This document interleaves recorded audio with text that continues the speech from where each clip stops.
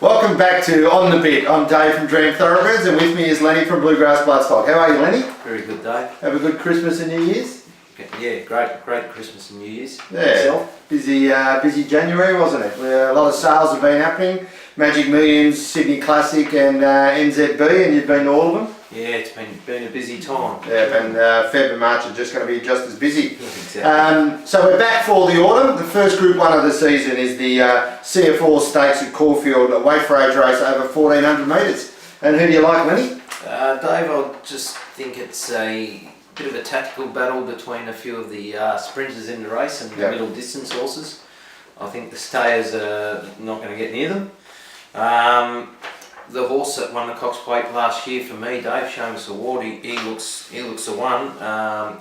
He ran some great races over the spring trips last time in. It was in 3-year-old company, but it's pretty strong form. And I think with his tactical speed, he'll be right on the speed there. And I think just class will prevail at the end. He'd just be too good for them. Yeah, I'm going with 3-year-old Seamus Award as well. It's really about Group 1s for this colt now, the son of Snitzel. He could have gone towards the Group 2 Autumn Stakes against the 3-year-olds on the same day, but all he needs is Group 1s on his CV now, so I think it's a fairly tame Group 1 race really. It's his for the taking. C. Williams goes on board, he knows the colt. He's raced well at Caulfield before, on the bit for mine. Okay, Lenny, your best on breeding, Lenny. Who's your best on breeding for the weekend? It's race 7, number 3 at Caulfield, Lankan Rupee. He's one of the Tilly Assets Blue Bloods who are having a bit of a dispersal at the moment, but he's a beautifully bred galloper. They probably tried to leave him a colt longer than what they probably needed to, and they've gelded him because he was so well bred, but he's by Redouts out of a group winning Stravinsky mare. And this is a family of Grosvenor, Longrow and Niello. It's just a really good family. Yeah, very nice. I've got one value bet for the weekend, race 9, number 7 at Caulfield, a time for Julia. She's trialled really well leading up to this race, goes enormous first up from a spell, drawn a handy barrier 7, trained on the track. So that's 4 ticks. One negative tick is Luke Nolan on board, mate. I'm still on the Luke Nolan bandwagon, but $9.50 fixed odds. I think she's great value each way in a very even race. So, mate, as we said, we've had a busy January. Lots of stable news, mate. And what have you been doing over the Christmas break and in January? We got to Magic Millions, Dave, where we purchased a lovely Time Thief filly. Yeah, we did, yep. Very happy. There's a couple in Wes Hunter's stable at the moment that are really showing a great deal of promise. So one won a jump out pretty impressively today. So we're pretty happy to have got this filly because she really looks an early runner. Yeah, absolutely. So she's won, and we also we got a Veneto colt. Which Wes has got as well, which really happy with him. So Magic Millions.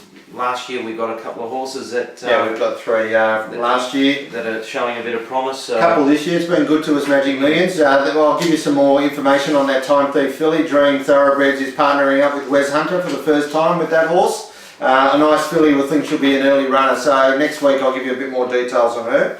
Anything in New Zealand, mate? Did you pick up anything in New Zealand? No, went there to get a shocking colt and just made a little bit too much money. Strong sale, I hear. Strong sale. Yep. Strong sale for the nice horses. Still on the lookout for a shocking. I will get one, but just be a matter of when and how much we pay. And what about Malaguera this weekend, mate? Your horse that you picked out at the Vova sale last year? Yeah, he's going along very nicely, Dave. He's only a cheap purchase at 32,000.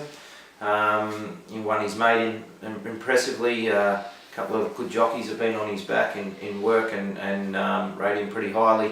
He's drawn the car park Saturday, so it'll just be a matter of what sort of we decide to do. But most probably try and look after the colt, and there's other races for him in the future. So very exciting for Bluegrass to have a horse in preludes, mate. Oh, very exciting. Yeah, very good.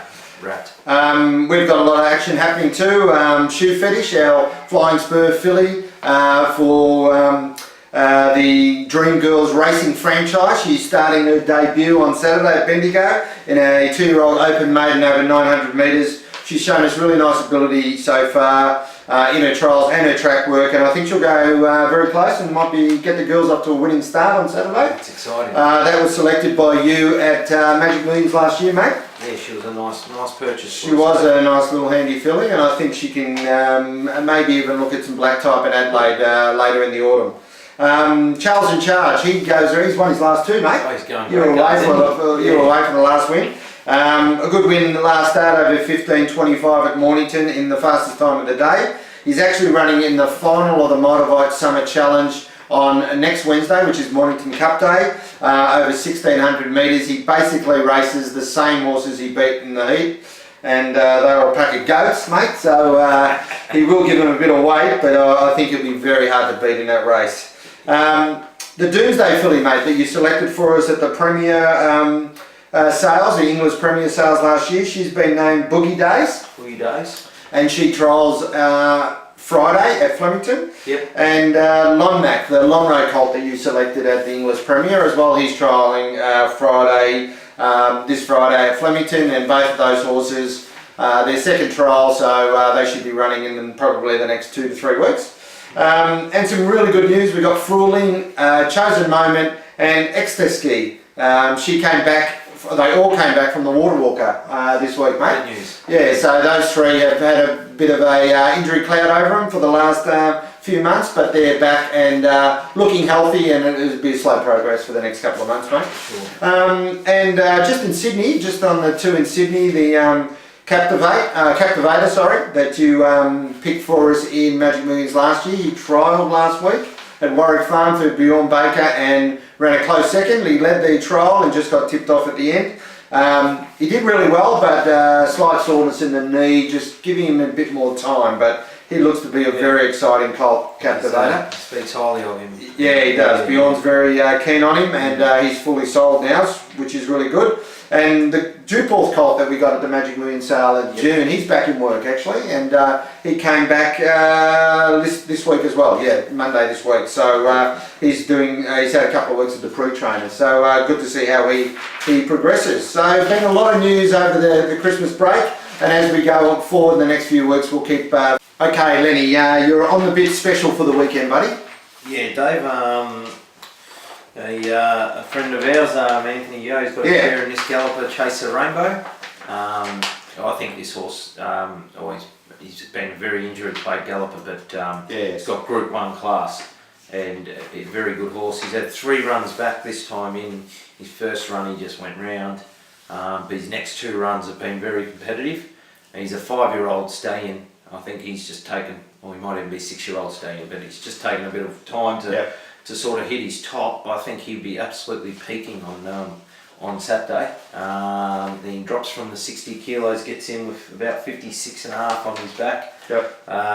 And he'll position himself pretty handy in the small field. And I think he's just going to be mighty hard to beat. I can't really see him beating him. The obvious dangers Pacal. But he's first up. He's only had one first up run here where he went okay, and then second up he blitzed him. But I think this horse is going to have the fitness edge. So he's on the bit for me. Funny, mate, we've started the autumn with our on the bit specials at the same race, mate. I've gone for Pacal. I think Pacal's the on the bit for this weekend. I think this is a very nice horse, this horse. I think he's in a very weak Group 3. I think he can be a live chance in the Australian Cup this year, Pacal. So I really like him. I think he goes well at Caulfield. He's trained at the track. He's on the bit for mine, so I'm going to stick with Pacal, mate. I just think Chase the Rainbow might have seen better days personally. Yep. Off the bit, mate. Who's off the bit for the weekend? Race 1 at Caulfield, Dave. Grand Slam Eagle, one of Peter Moody's. I was just going through his runs. He won a benchmark 70 at Yarra Valley last start. The form wasn't that strong out of it. His form's mainly been on sort of wet tracks. He's going to get a pretty firm track there on Saturday. He's rising pretty steeply in class, and he's $3 favourite. I'd really have him on a 3rd or 4th line of betting for mine, so I think he's a big risk. Yeah, I'm going to stick my neck right out here, mate, for the first show of the autumn. I'm going for race 6, number 4, Rubik. I just think he's $1.85 favourite. I reckon this is the toughest Blue Diamond prelude that we've seen in years. I know he's good. I know he ran good time. It was Sydney way going. He's going the reverse way. I just think there's going to be a lot of horses here taking him on. And I think there's a couple of horses in here who are going to be very strong over the last 200. It's going to be a very different race to what he had in Sydney, who basically dictated the race. I just think the $1.85 in a tough race. If he wins this, he's $1.20 for the Blue Diamond. So I just think I'm not going to be on him at the $1.85. So I'm going to risk him on the weekend. To back you up there, Dave, I did obviously I've done the form on that race pretty closely. All the speed is basically around him. Like they've drawn like barrier 2, 3, 4. So it's going to be a helter-skelter there, right on the fence. There's not going to be a lot of peace there. No, there isn't, no. And, you know, for a horse coming down here, as you said, like Caulfield first time. Yeah. I think it's going to be a tough race. I just think he's way too short, so I'm prepared to risk him on the day. He's off the bit for mine. He could prove me wrong, but I'm prepared to lay him at that short odds. So good luck for the weekend. It's going to be a very hot day on Saturday. Early start at Caulfield. But a big day for Bluegrass Bloodstock, so good luck. And Dream. And Dream at Bendigo, so hopefully we'll see you next week with a big bag full of winners for everyone. Yeah, it'd be great. See you later. Cheers, guys.